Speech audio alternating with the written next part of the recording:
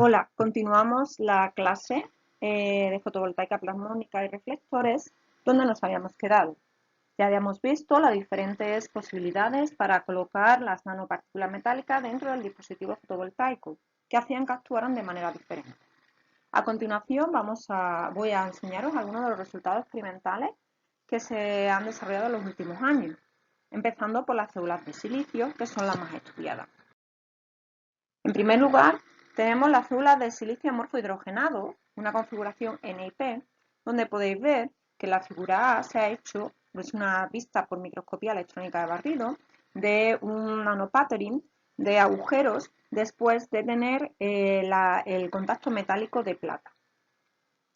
De manera que eso llevó a una mejora de la eficiencia desde un 4,5% a un 6,2%, lo cual es un aumento bastante considerable. En la parte B es un corte transversal de FIR de esas células de silicio amorfo hidrogenado, NIP, crecidas sobre el contacto posterior nanoestructurado, con esos agujeros que vemos de esos tamaños de diámetro 225 nanómetros, profundidad 240 nanómetros, etc. Y como podéis ver, tienen perfectamente esa forma de esos agujeros y cómo quedan delimitados toda la estructura de las células. Si nos fijamos en sus curvas JV, vemos que si comparamos la célula, una vez que hemos hecho ese nanopatterning, frente a la que sería flat, significa que es una lámina delgada de plata sin haber sometido a ningún proceso de patterning, vendríamos que la eficiencia, como hemos dicho, aumenta significativamente. Pero el factor que más aumenta es la corriente de cortocircuito, como podríamos esperar, porque lo que estamos consiguiendo es mejorar la colección de la corriente, mejorar la longitud óptica de absorción de los fotones. Eso queda demostrado en la medida de eficiencia cuántica. En las medidas de eficiencia cuántica externa, la A sería la medida experimental y la B sería lo que han simulado. Pues en las medidas experimentales se ve claramente cómo hay una mejora de la respuesta espectral en la larga longitud de onda, es decir, ya el infrarrojo, que es lo que estábamos buscando con este efecto del cambio del contacto posterior de plata. También se ve afectado no solamente la corriente de cortocircuito, sino también el factor de forma, de un 55% a un 61%, lo cual es más que destacable. Es decir, el contacto posterior óptico ha mejorado también, debido a este desarrollo de este nanopatterning. Esta ha sido una de las aplicaciones más desarrolladas a lo largo de los últimos años. Y insisto en las células de silicio. Estas son células de silicio de lámina delgada. Dicen que mejora la eficiencia gracias a la mejora de la corriente de un 25,6%. Eso es bastante significativo. Veamos ahora los efectos. En la eficiencia cuántica externa se ve representado cuando tenemos una célula de silicio cristalino de 20 micras de espesor con nanopartículas metálicas de plata en la parte superior, en la parte trasera y sin nanopartículas, que sería pues la línea continua negra, donde vemos que la eficiencia cuántica espectral es menor en largas longitudes de onda, de tal manera que la corriente de cortocircuito será menor. También se han utilizado aquellas en las que se utiliza nanopartículas en la parte superior, pero sin tener el efecto de la capa antirreflectante. Se observa que es mejor poner la nanopartícula en la parte frontal, pero con capa antirreflectante, que sería el caso de las líneas con círculos rojos. Como veis, tenemos una mejora significativa de la respuesta espectral a largas longitudes de onda, que, como ya digo, se traducirá en un aumento de la corriente de cortocircuito. Otro ejemplo, en el año 2012, Portán y colaboradores hace un estudio también en células de silicio amorfo hidrogenado, estructura en este caso NIP, donde pone un contacto posterior de plata en la figura A, después pone una semiesfera de nanopartículas de plata con un determinado diámetro, importante a la distancia entre unas y otras, y creando lo que llaman un plasmonic back reflector, un reflector posterior plasmónico, donde las nanopartículas de plata están embebidas dentro de un óxido conductor transparente, que sería óxido de zinc dopado con aluminio, para evitar también la degradación de esas nanopartículas. El apartado, la figura B sería lo mismo, pero flat, no es plasmonic, porque no tenemos ninguna nanopartícula, simplemente es el vidrio, la plata y ese óxido de zinc dopado con aluminio.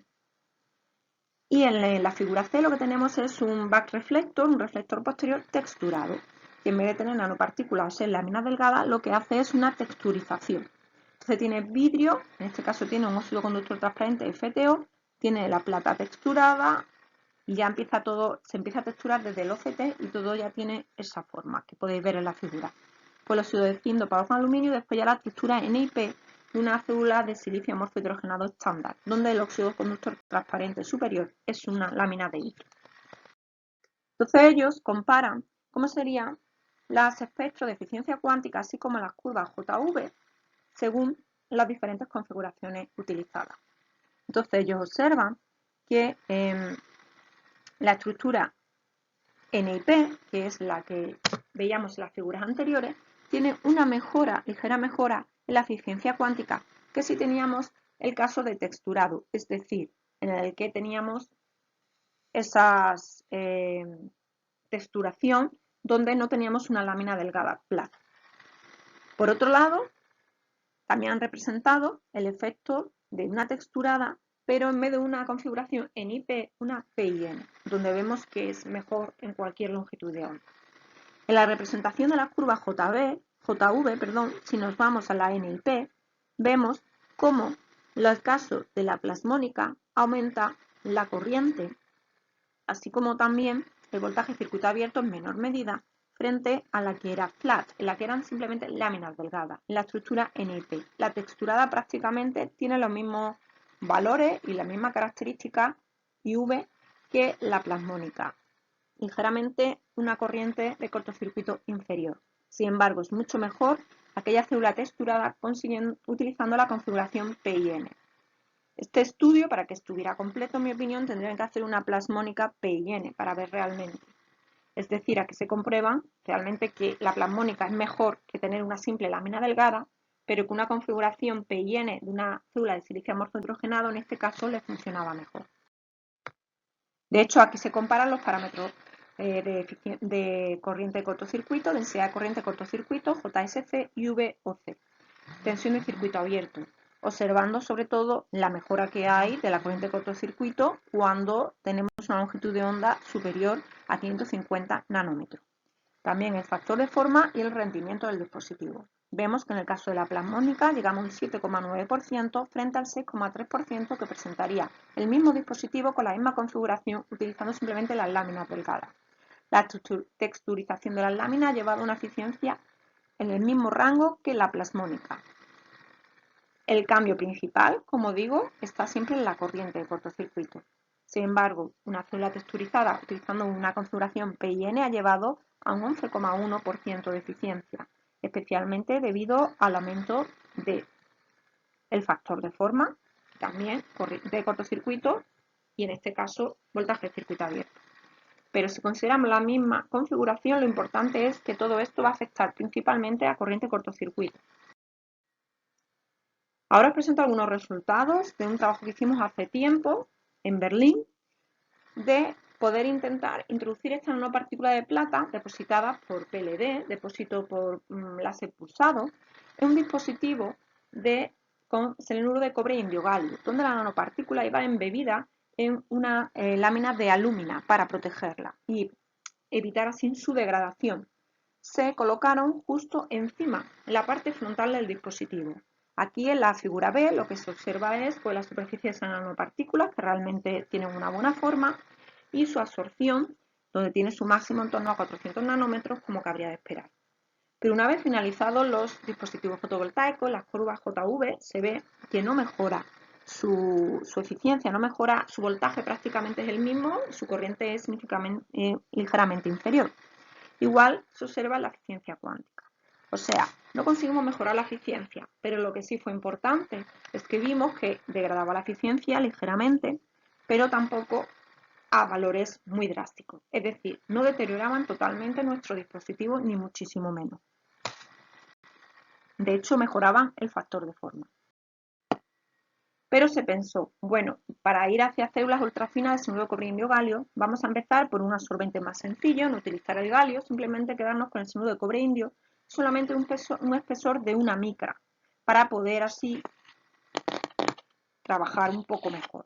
Entonces se pusieron las nanopartículas embebidas en la lúmina, nanopartículas de plata, donde son circulares, esféricas, como podéis ver en la foto del microscopio electrónico de barrido, perfectamente, y en el que estaban depositadas sobre el molibdeno, es decir, entre la interfase posterior entre molibdeno y cianuro de cobre indio. Sin embargo, podéis ver perfectamente cómo la eficiencia cuántica externa decreció drásticamente en todo el rango de longitudes de onda, donde todos los parámetros fotovoltaicos se vieron empobrecidos, pero especialmente el factor de forma. Esto indica que la introducción de estas nanopartículas metálicas, aunque estuvieran embebidas en la lúmina, en el óxido de aluminio, entre el molibdeno y el CISE, produjo una degradación total del contacto ósmico y de la interfase posterior.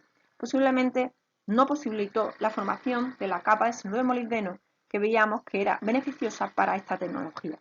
Por eso el decrecimiento tan abrupto de un 78,8% a un 43,68% en el factor de forma. Porque, como veis, la corriente de cortocircuito medida por un simulador solar no varía tanto, al igual que el voltaje de circuito abierto. Pero si queremos ir hacia células ultrafinas de cianuro de cobre indio galio, a lo mejor lo que tendríamos que hacer también es mejorar esa corriente mediante el uso del contacto posterior muy reflector. Entonces, lo que se hizo fue estudiar qué materiales metálicos se podrían utilizar para dicho fin. Sabemos que el estándar es el molibdeno. Aquí tenemos la reflectividad sobre el cianuro de cobre indio galio representada frente a la longitud de onda. Y vemos que tiene una reflectancia a 1200 nanómetros cercano al 60%.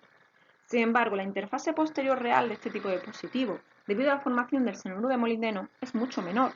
A 1200 nanómetros no llega al 40% de reflectancia. Es decir, quizás deberíamos buscar otro tipo de contacto posterior para ver cómo mejorar esa posibilidad de atrapamiento de la luz, siguiendo la configuración, digamos, entre comillas, tercera propuesta por el artículo de Allwater y colaboradores. Es decir, conseguir o cambiar un poco la parte posterior de nuestro dispositivo. Entonces, metales que tuvieran buenas funciones de trabajo son los que vienen en esta lista. Pero aquí teníamos que ver diferentes cosas. No solamente tener una buena función de trabajo, sino también tener un buen contacto ósmico, etc.